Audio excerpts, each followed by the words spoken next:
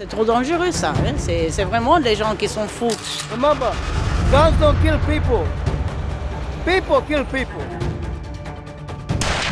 Ce serait le massacre assuré. Bonjour à tous, bienvenue sur Valeurs Actuelles. Aujourd'hui, on se retrouve pour parler du port d'armes aux États-Unis. Un Américain sur 3 possède une arme aux États-Unis, ce qui en fait l'un des pays les plus armés au monde. Chaque année, de nombreuses fusillades défraient la chronique. La dernière en date est bien évidemment la tentative d'assassinat contre Donald Trump.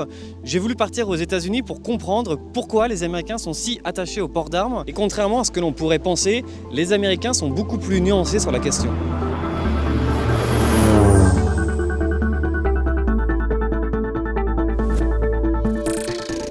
Bon, ici on est à Central Park, je vais essayer d'aller trouver des Américains qui veulent bien répondre pour que je leur demande s'ils sont pour ou contre le port d'armes aux États-Unis et s'ils sont contre ou en tout cas s'ils veulent réguler le port d'armes, comment il faudrait le faire. I think the right to bear arms is important, but I think that there needs to be more control and more laws added. Me personally, gun control all the way, but I just don't think it's realistic that that will ever happen because the NRA and people are so passionate about this issue. So I just want to see some common sense gun laws with things like mental health checks, with things like no regular citizen needs to have an automatic weapon for any reason. Because citizens are allowed to have guns. It's the Second Amendment.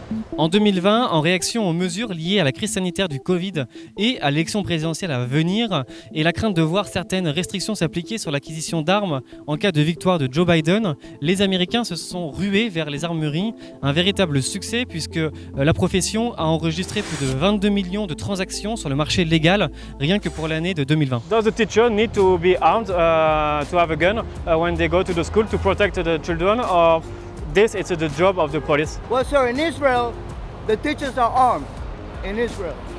So that goes to show you, it's not only an American problem. I think that if there were just way less guns out there on the street, people would not be so nervous and feel this need to have to go out there with something to defend themselves. Easier said than done, but I feel like if we didn't have guns as easily accessible, then teachers wouldn't have to be armed. If you go to the Texas, do you feel insecurity with the people who wear? Even here, honestly, I get a little, I look around and I'm wondering, is anything going to happen? How would we get out? What would we do? But especially when I'm in a place like that where people, you literally see people carrying guns. It makes me, I don't like it. Stay in your own lane and you don't put yourself in harm's way, you're gonna be fine. But if you go out looking for trouble, you're gonna run into trouble.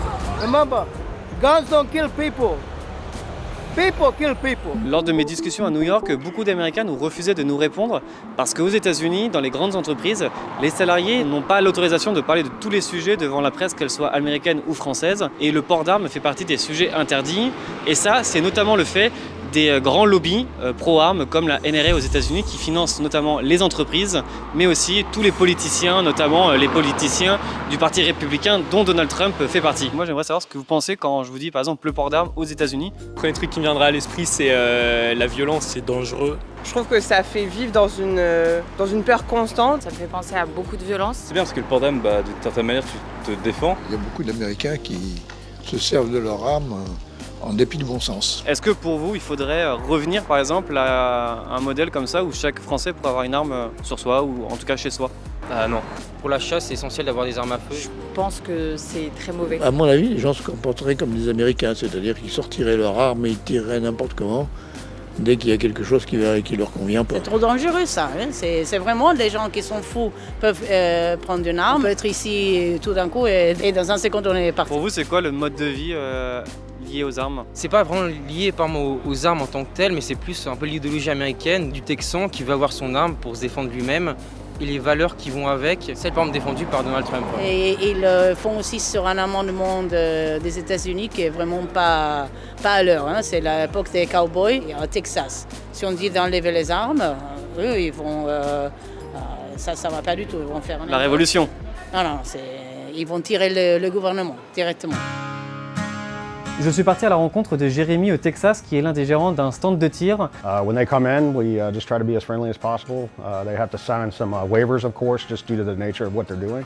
And then we send them out to the range so they can shoot and have a good time. Le stand de tir permet également aux personnes qui n'ont jamais touché d'armes de pouvoir être formées sur le maniement des armes, que ce soit pour les maniements rudimentaires, donc connaître les règles de sécurité, ou bien pour avoir des leçons beaucoup plus poussées avec du tir sportif, du tir de précision ou du tir encore pour les forces de de l'ordre, puisque les forces de l'ordre de la région viennent se former dans ce stand de tir. We want to offer that information as best as we can for all the folks that come out here and take the class, just to make sure that that they're well aware of what they can and cannot do when exercising their Second Amendment rights. This is one of the more popular models that we sell in the store. This is the Glock 43X. The reason it's so popular, it's just got the Glock quality, and as well it's kind of small size, so people like this because they can easily carry it on their person.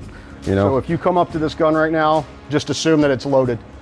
So if you assume it's loaded, then you take all the proper precautions not to point it at anything or just start pulling the trigger. Why are you shooting? Why it's important for you to be here, to have a gun? If I have one, I need to be able to be proficient with it.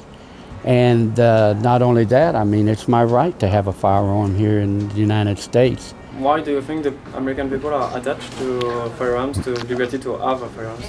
It's in our Constitution. Our founding fathers, the ones that wrote the Constitution, they knew that just people being people, there was a chance for tyrants to come up in government. It's not just for self-defense, it's also kind of the guaranteed and always have the ability and the means to overthrow them. Alors ici, dans les arguments qui sont exposés, on a d'abord la liberté et ensuite la Constitution avec le second amendement. Et ce qui exprime le mieux, en tout cas ici, je pense que c'est cette statue.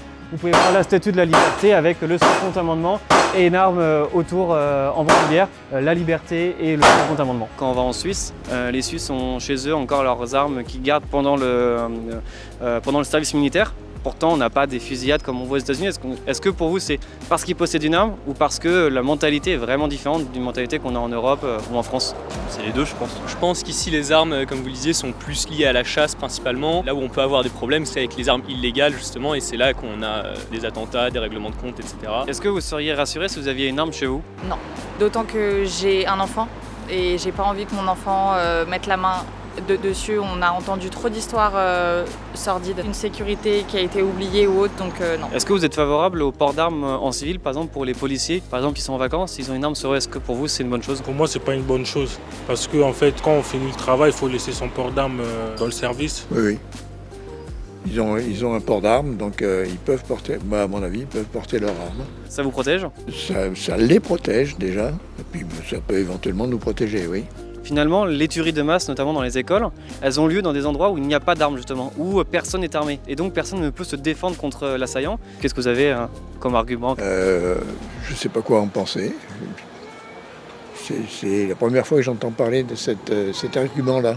Folks that are, using, most of the folks that are using firearms for ill intent in this country, most of them have criminal records and they shouldn't be carrying firearms anyway, but they do. I don't think we need guns. I don't think we need guns.